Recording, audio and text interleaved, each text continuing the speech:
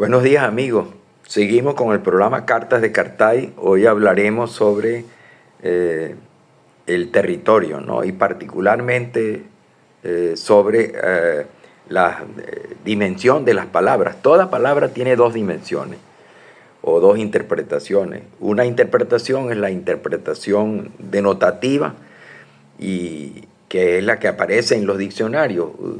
Y cuando uno busca una palabra, como por ejemplo territorio, la expresión denotativa es lo que aparece en el diccionario, mientras que el territorio también puede tener varias acepciones y muchas veces es un término relativamente ambiguo, es decir, tiene muchas maneras de, de interpretarlo, y por supuesto es polisémico, o sea, tiene varias acepciones, no es una sola. Y no es una sola definición, sino que es... Y tiene además unas interpretaciones simbólicas que son, diríamos, que hay que estudiarla para poder entenderla, porque no son interpretaciones completamente, diríamos, directas, abiertas y relativamente fácil de comprender. Eso es lo que se llama la polisemia y la polisemia de la palabra, y también las simbologías envueltas en la palabra. Por ejemplo, voy a poner un ejemplo de eso para que se me entienda mejor. Agarren la palabra, por ejemplo, arroz. Ustedes agarran la palabra arroz y la buscan en el diccionario y se van a conseguir que el arroz es un cereal, la planta es una hierba, etcétera, etcétera. Pero cuando ustedes buscan, quieren entender las diferentes acepciones envueltas en la palabra arroz, uno se pregunta sobre los aspectos simbólicos que no son tan claros, son un poco escondidos o crípticos. Por ejemplo, ¿por qué se lanza arroz a los recién casados cuando salen de la iglesia de contraer matrimonio? ¿Qué quieren decirle cuando le lanzan granos de arroz? ¿Qué quiere decir, por ejemplo, que la palabra cha significa tanto arroz como comida? Es decir, son elementos simbólicos. El arroz es mucho más que un cereal, es mucho más que un alimento, y diríamos, entra en el terreno de la simbología. Así mismo lo sucede con el caso del espacio y el territorio. Por ejemplo, ustedes tienen muchísimas palabras, o tenemos muchas palabras, que significan el espacio, por ejemplo. Son acepciones del espacio. Una es el sitio, el lugar, el territorio, también el país, la región, etc. Muchas palabras que se encuentran relacionadas con el término espacio o espacial, y por supuesto son palabras que a veces depende del contexto en que se utilicen y de la interpretación de quien los emplee, de quien las emplee. Bueno, entonces quería decir que, por ejemplo, si ustedes buscan espacio, se van a dar cuenta de que espacio viene del latín spatium, y entonces eso significa habitación, pero también significa un espacio de tiempo. Uno dice espacio de tiempo. En el espacio de 3 horas yo estaré por allá. Entonces, hay una doble acepción del significado. Por una parte, habla de el espacio es una extensión que contiene objetos materiales, pero también es una acepción que indica que hay, por ejemplo, diferencia entre dos cuerpos, el espacio entre mi casa y la tuya. O también estaré en tu casa, es también un intervalo de tiempo cuando uno dice, por ejemplo, en el espacio de 2 horas estaré por tu casa. Bueno, o sea que se dan cuenta que las palabras primero, tienen un contenido denotativo que aparece en el diccionario, un contenido simbólico que no aparece, que hay que interpretarlo, hay que buscarle el significado. En segundo lugar, muchas de las palabras son polisémicas, o sea, no tienen un solo significado, sino que tienen varios significados, dando lugar a los sinónimos. Pero, por ejemplo, en el caso de que nosotros utilizamos como espacio, o para definir el espacio, o para hablar del espacio, utilizamos palabras como sitio, lugar, territorio, país. Cuando utilizamos región, subregión, cuando utilizamos todas esas acepciones, no estamos diciendo lo mismo, aunque pareciera que es lo mismo sitio que lugar, pero no, voy a tratar de explicarlo.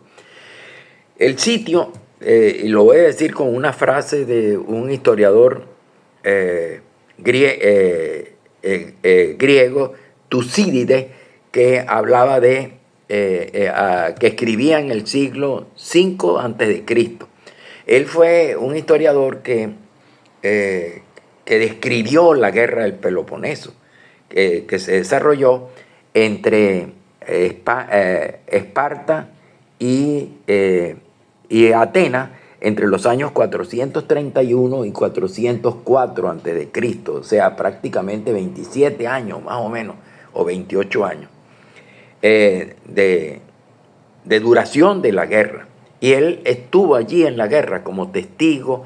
Es como, diríamos, es como el predecesor de los corresponsales de guerra de hoy en día, que estar, por ejemplo, en el caso de la invasión de Rusia a Ucrania, ellos están ahí, pues, del lado ruso o del lado ucraniano, pues, describiendo las diferentes acciones que se producen en la guerra, en esa invasión. Entonces, es igual lo que sucede en Gaza, es decir, ellos ponen en peligro su vida. Igual, Tucídides puso en peligro su vida tratando de narrar lo que sucedía en la guerra del Peloponeso, que fue una de las guerras más importantes de la historia antigua. Era la guerra entre dos grandes estados griegos, dos grandes ciudades-estados griegos, que era Esparta y Atenas, diríamos. Y luego Tucídides dijo algo que fue bien interesante. Un lugar, no, él dijo que un sitio es aquella porción de tierra donde solo hay piedra. Con eso quiso decir mucho, es decir que era un lugar deshabitado, o sea, no había ocupación humana. Lo que había era la naturaleza pura, las piedras. Con eso quiso decir naturaleza pura. En realidad, el sitio es un espacio, pero es un espacio no colonizado, es un espacio no socializado, es un espacio no ocupado y es un espacio donde sí existe algo, pero lo que existe es un ecosistema. En todas partes de la Tierra, de la biosfera es como la atmósfera que rodea la Tierra. Es una atmósfera que rodea el planeta Tierra, es una que va entre los 8 y 12 kilómetros de distancia, hacia arriba y hacia abajo, ¿no? Y eso significa que allí es donde, en la biosfera, donde se desarrolla la vida.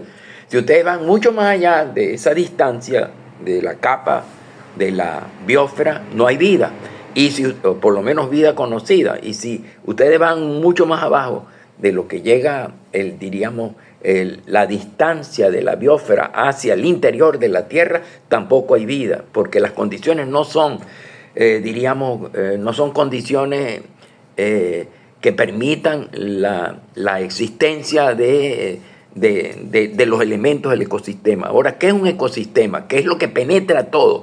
¿Qué es lo que está en todas partes? En esa porción de tierra con piedras nada más hay un ecosistema. Un ecosistema está formado por dos grandes conjuntos. De una parte, o es un conjunto formado por dos grandes partes. De una parte están los elementos bióticos, donde está la fauna, la flora y los diferentes tipos de vida que no son solamente la fauna y la flora, sino que son también las bacterias, son también los hongos, etc. Hay 5 reinos. Bueno, de una parte están los reinos, están los elementos que conforman el reino de los seres vivos, y esos reinos, esos elementos, ellos tienen relaciones entre ellos. Eso es lo que se llama relaciones intraespecíficas, dentro. Una relación intraespecífica sería, por ejemplo, con comensalismo, mutualismo, parasitismo, etcétera, etcétera. Y por otra parte, esos elementos bióticos están también relacionados con elementos abióticos, o sea, elementos que no tienen vida de por sí, no son seres vivos, pero que determinan el comportamiento de los seres vivos. Entre ellos tenemos el clima, el tipo de suelo, el relieve, la temperatura, también tenemos la existencia de agua, etcétera, etcétera. Esos son elementos sin los cuales la vida no es posible, pero no son, diríamos, no son los elementos vivos, sino que los elementos vivos tienen que relacionarse con ese medio para poder sobrevivir. Entre ellos está el espacio, vamos a llamarlo así, la superficie, la tierra, el suelo. Sin suelo, ¿dónde van a vivir? Tendrían que vivir en el aire. Y sin embargo, los que viven en el aire reposan en la tierra. Es decir, no van a vivir todo el tiempo aleteando en el aire. Entonces, sino que ellos tienen que tomar contacto con la tierra, con el espacio para poder sobrevivir. El espacio puede ser no la tierra en sí, sino una rama de un árbol, etcétera, etcétera. Unas rocas dentro de un promontorio de piedras, de una isla, etcétera. Pero ellos necesitan espacio. Ahora bien, el espacio es una de esas palabras que tiene interpretaciones y tiene valoraciones polisémicas. O sea, hay muchas formas de hablar del espacio. Bueno, entre esa primera forma es la que utilizó Tucídides en su historia de la guerra del Peloponeso para decir que un espacio, o mejor dicho, que un sitio es un espacio o una porción de tierra con solo piedras. Quería decir que no había habitado, que no estaba en un espacio cultivado, mientras que más adelante, cuando ustedes leen, por ejemplo, en 1600, creo que fue, voy a ver exactamente la fecha, en 1605, cuando salió la primera edición de Don Quijote de Cervantes, él comienza la novela, la primera novela moderna en español, etcétera, ¿no? Comienza la novela diciendo en un lugar de la Mancha, de cuyo nombre no quiero acordarme, en un lugar, ya no habla de un sitio, un lugar puede ser una villa, un pequeño pueblo, pero es un lugar habitado, un lugar colonizado, un lugar donde se producen relaciones, diríamos, sociales. Y, por supuesto, las relaciones son interespecíficas. ¿Qué quiere decir relaciones interespecíficas? Son relaciones entre los elementos que conforman la sociedad, que es también lo mismo que se produce con las relaciones, parecido a las relaciones que se producen en el ecosistema, que aparte de las relaciones intraespecíficas, hay en relaciones interespecíficas. Por ejemplo, hay relaciones entre el medio abiótico y el medio biótico, porque es fundamental para el desarrollo de los seres vivos. Bueno, así mismo sucede con las relaciones sociales. Las relaciones sociales, el hombre es un animal sociable. El hombre necesita de la relación humana. Y por supuesto, entre ese desarrollo de la vida social, pues hay una serie de relaciones que son de competencia, son de asociaciones, son de cooperación o son también relaciones conflictivas, de competencia, que a veces entran en disputa. Bueno, en el caso de la guerra del Peloponeso es un ejemplo de cómo dos pueblos que pertenecen a la misma, a la Grecia, disputan entre sí y luchan por el poder dentro del territorio, o por el territorio, por el control del territorio. Entonces, bueno, ya estamos hablando de otra cosa, distinto, a pesar de que uno cree que son iguales, sitio y lugar, pero ya el lugar es una porción de tierra habitada. El sitio es una porción de tierra no habitada. Bueno, si nosotros seguimos, nos vamos a dar cuenta de que de los ecosistemas, que es lo que siempre está en el espacio, o siempre está en la tierra, nos vamos a dar cuenta de que de los ecosistemas vamos pasando a la intervención cada vez más frecuente, habitual del ser humano en las actividades que se realizan en la naturaleza. Entonces hay una acción antrópica, es decir, el ser humano se está metiendo cada vez más modificando el ecosistema, convirtiéndolo, ese ecosistema natural, en un socioecosistema. Eso significa que es un sistema donde que es la presencia de la vida, pero en ambientes ya habitados, socializados, ocupados. Entonces ustedes ven los sistemas de cultivo, la explotación e incluso también aspectos negativos como la guerra que se produce en esa región. O sea que ustedes ven que estamos pasando a otro nivel de comprensión de la palabra espacio. Ya salimos, diríamos, del pequeño lugar que era la villa, la aldea, que era el lugar. Estamos pasando ya a un conglomerado, a una colectividad mayor, y donde ya no solamente que hay mayor cantidad de población, sino que tiene límites bien establecidos y que además tiene costumbres, tiene normativas de convivencia, y eso ya estamos saliendo de lo que es ese pequeño lugar entrando a lo que es el esfuerzo por construir un país y, por supuesto, y por darle alma a ese país que ya sigue siendo algo parecido al país, pero que ya deja de ser lo mismo porque es una comunidad imaginaria donde entran valores, donde entran costumbres, supersticiones, entran elementos propios de la identidad que van definiendo una pertenencia a un lugar. Entonces, uno puede decir fácilmente, para ponerle un ejemplo, que en Venezuela ha habido la diáspora, han salido de Venezuela 8 millones de personas, pero no han salido porque les da la gana de salir, sino las condiciones en Venezuela no fueron, diríamos, suficientemente estimulantes para que esa gente permaneciera allí, porque salieron por algunas razones.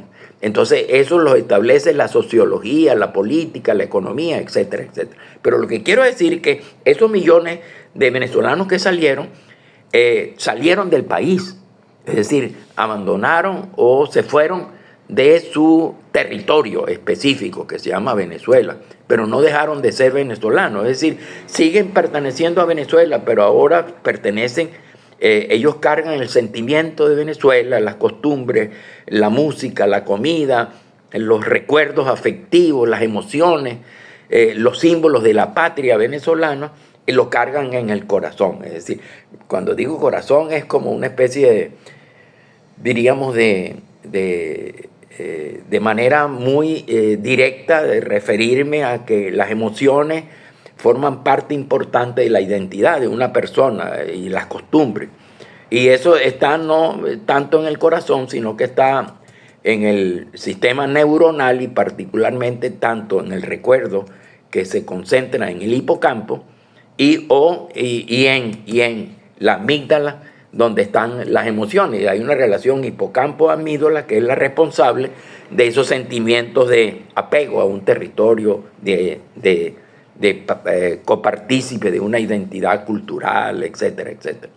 Entonces, quiero decir que, ahora bien, después que nosotros, ¿qué fue lo que yo hice? Lo que yo hice fue explicar cómo vamos pasando, paso a paso, de un simple espacio, que es un espacio, diríamos, el receptáculo o el continente. Cuando digo continente, para diferenciarlo de contenido, es decir, es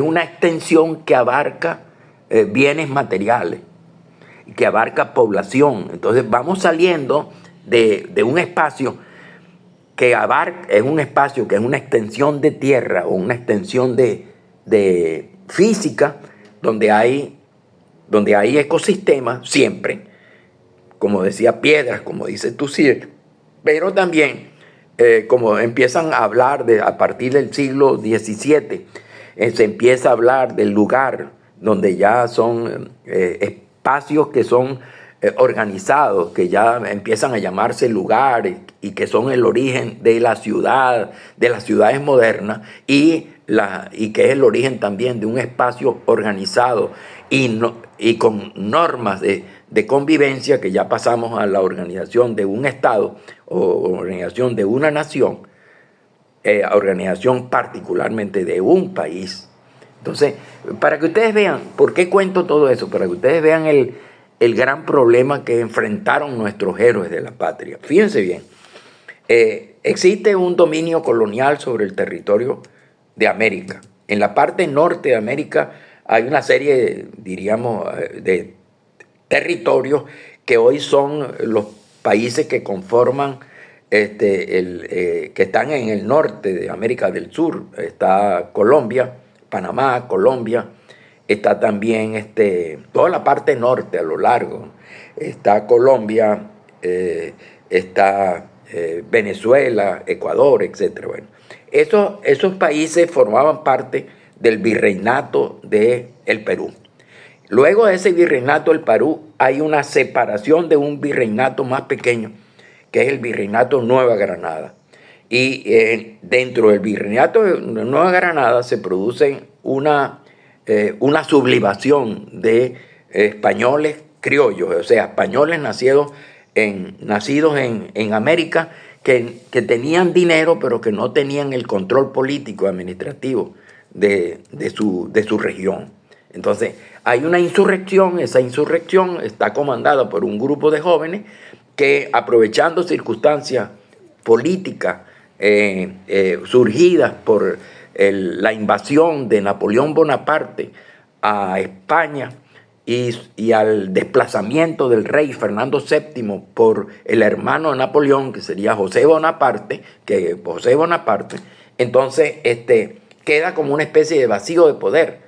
No hay un vacío de poder real porque ella está mandando José Bonaparte, que le decían Pepe Botella, pero hay un vacío de poder, diríamos, de la monarquía, y ese vacío de poder de la monarquía es empleado por los jóvenes que están luchando por independizar al territorio donde ellos viven de la monarquía española, dejar de ser colonia. Aprovechan esa circunstancia para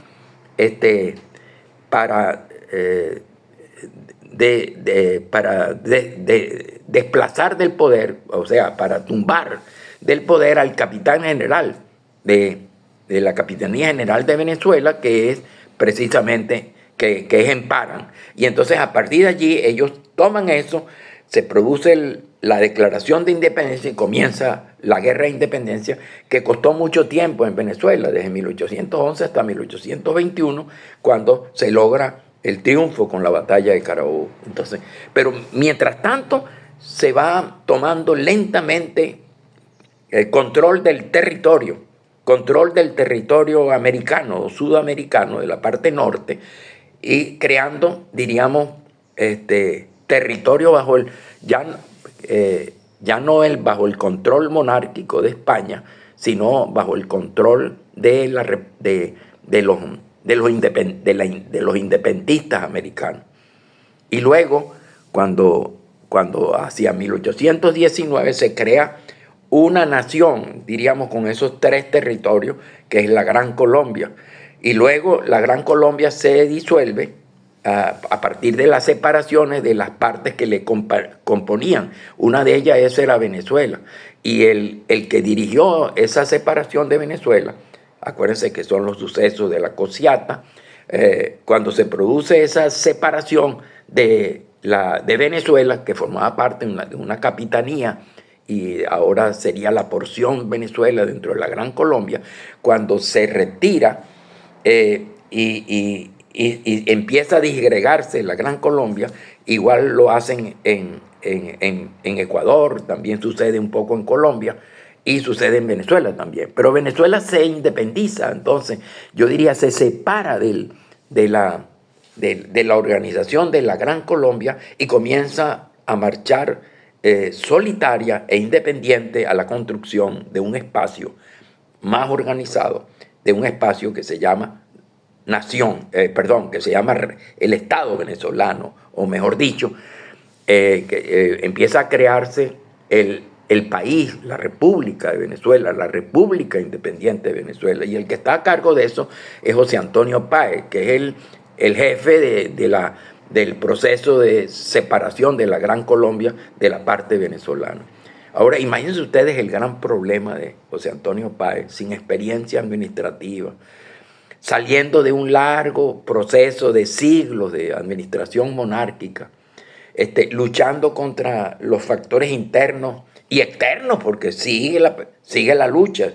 La lucha no, cuando Venezuela se separa, Venezuela va tomando lentamente, diríamos, cada vez más parte del territorio ese que se llamaba la Capitanía General de Venezuela, y ahora se está creando una república soberana e independiente, y lo está haciendo los ejércitos, y entre ellos el ejército más importante, mejor dicho, la presencia más importante es la presencia de José Antonio Páez, que generalmente desarrolla sus actividades en los llanos. Comienza un proceso de toma del territorio y a lograr crear las condiciones para formar el país, o formar a la República Independiente Venezolana. Ahora, esa República Independiente Venezolana en los tiempos de Páez era una república en el papel, no existe como una declaración de principio, pero no existe en la realidad porque no hay relación, no hay integración ni física, porque no hay carretera. Las diferentes regiones de Venezuela son como compartimientos estancos, sin relaciones realmente entre sí. La relación que Venezuela lo tiene con el exterior a través de los puertos, puertos como el puerto de La Guaira, Maracaibo, Puerto Cabello, y también puertos fluviales, no puertos marítimos como los primeros, sino fluviales como Ciudad Bolívar, que se llamaba antes Angostura. Entonces ustedes se dan cuenta cómo comienza lentamente a construirse un país haciendo carreteras, pero hacer carreteras para articular las diferentes partes de ese territorio, vincularlas desde el punto de vista económico, político, social, pues eso no se hace de la noche a la mañana y se necesita dinero. Se necesita hacer una gran inversión pública para crear carreteras, o inversión privada si es que ellos contribuyen, diríamos, con el manejo de algunas carreteras para pagarse con los peajes. Pero esa articulación física ocurre también con una articulación política. El país no era el país tampoco, no existía un presidente de la República aceptado por todos, sino que habían caudillos regionales.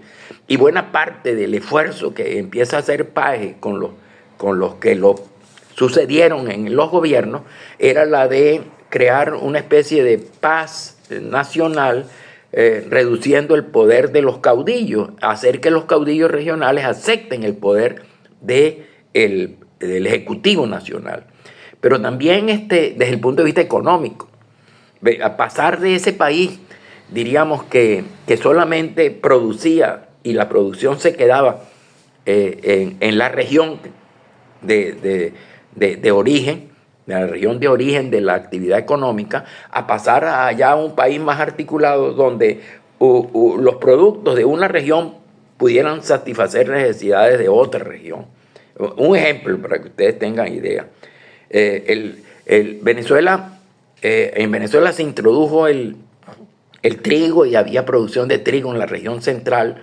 Luego la producción de trigo empezó a irse hacia la región occidental hasta llegar a la parte andina. Y los Andes se convirtieron en un centro de producción de trigo. Ahora, lentamente la producción de trigo fue disminuyendo y se quedó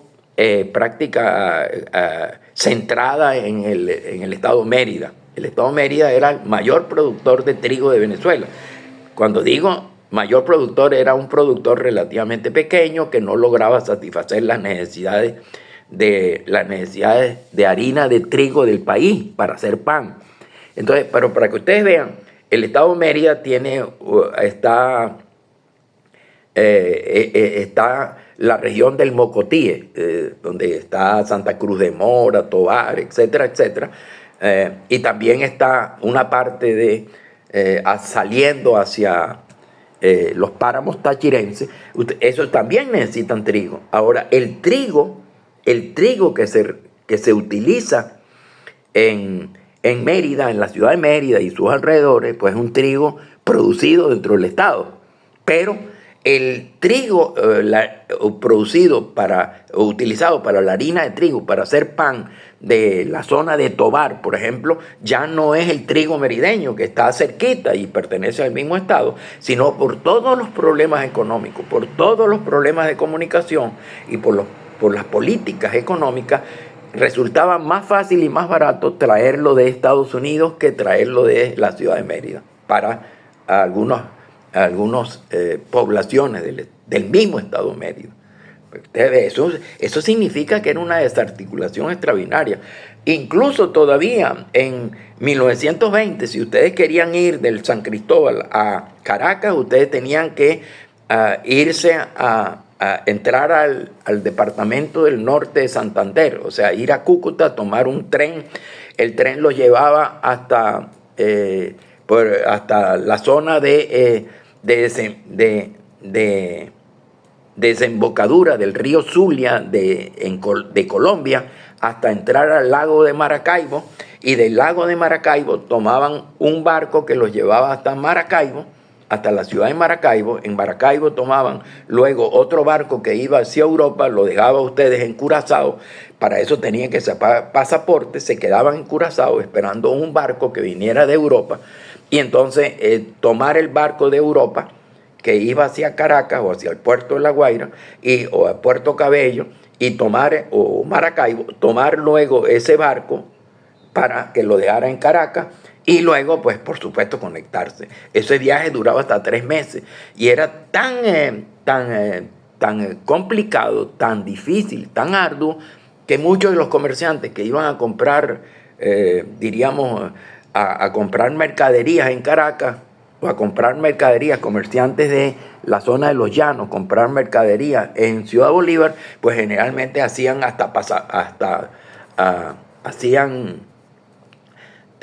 ¿cómo se llama eso? Testamento, porque no sabía si regresaban. Pero ustedes vean luego, todo eso se resuelve cuando se inserta, diríamos, la economía cafetalera, por supuesto, el desarrollo del café, lo que hace eso, se inserta la economía cafetalera, y se convierte en la actividad más productiva del país, integrando a los Andes con el resto de la nación. Pero tenía que haber un elemento articulador desde el punto de vista físico, y es la creación de la carretera trasandina en la época de Gómez, en 1925. Entonces ya la región andina ya estaba articulada. Pero ¿cuánto tiempo pasó? Prácticamente 100 años para que se pudiera producir esa articulación. O sea, los procesos de construcción de un país son relativamente lentos, difíciles y muy costosos, y debe haber mucha voluntad política. Bueno, todavía estamos, y yo creo que una nación, un país y una nación no se construyen de la noche a la mañana, y están en permanente reconstrucción o en proceso de corrección. Y sobre todo cuando hay lo que yo llamo el síndrome de Sísifo, que Sísifo era una persona que había sido castigada por los dioses al levantar una pesada piedra hasta la cima, la cumbre de una montaña, y cuando iba llegando a la piedra volvía a caer y tenía que volver a subirla. O sea, ese era un esfuerzo inútil, repetido, que tenía que hacer Sísifo para llevar la piedra hasta la cima de la montaña, y luego se caía. O sea, que era un esfuerzo repetido, inútil, que no tenía un resultado, un desenlace, diríamos, no se cumplía de manera exacta, no se quedaba la piedra en lo alto de la montaña, sino que tenía que hacerlo de nuevo. Bueno, eso es lo que sucede muchas veces en los países de América Latina, donde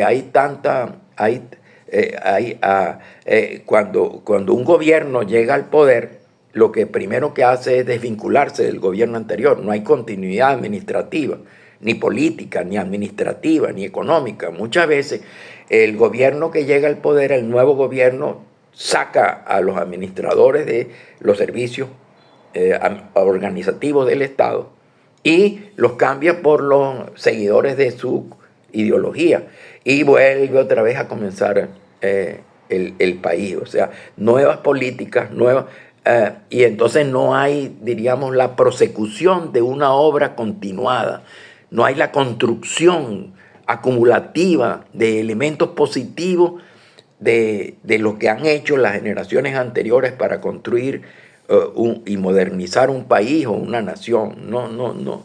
Lo que hacen es simplemente acabando con la obra de los gobiernos anteriores. Es lo que yo llamo el mito de Sísifo, los esfuerzos inútiles que se hacen y que no llegan a ningún resultado. Bueno, construir un país es complicadísimo.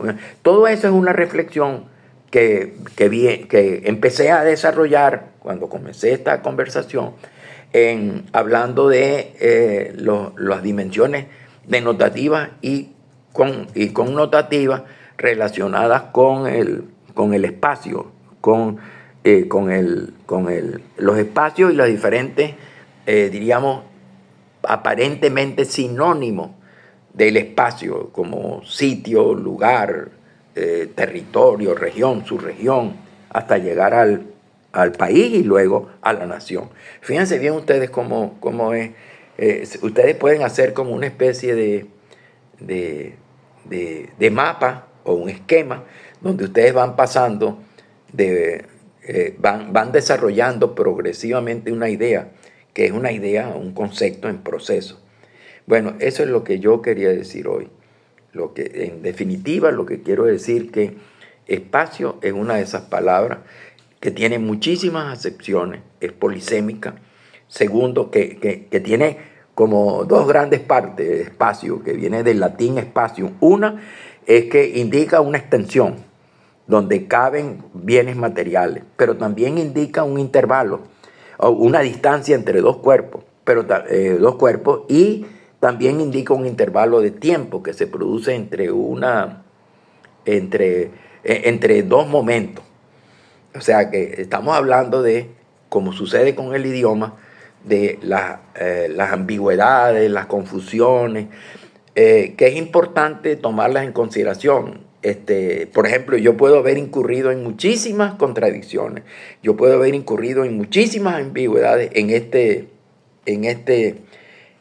video. ¿Por qué? Porque cuando uno habla, cuando hay una diferencia muy grande entre el discurso oral y el texto escrito. El discurso oral, pues, muchas veces urgido por la necesidad de llenar los espacios con palabras, muchas veces no hace las conexiones correctas y puede decir alguna cosa contradictoria, mientras que ya en el texto escrito ya uno tiene más tiempo de pensar la idea, de redondear la frase, de explicar muy bien la idea que uno quiere desarrollar.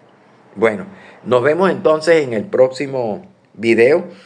Les pido por favor que si les gustó, le den clic a me gustó y inviten a sus amigos a compartir a suscribirse en este canal, ¿no? Se los agradezco mucho, es una forma de compartir con ustedes lo que yo he podido comprender y muchas veces, a veces parcialmente, pero si ustedes me ayudan con los comentarios, pues yo puedo dar adición o yo puedo incluso cambiar mi punto de vista. Nos vemos entonces en el próximo Cartas de Cartay.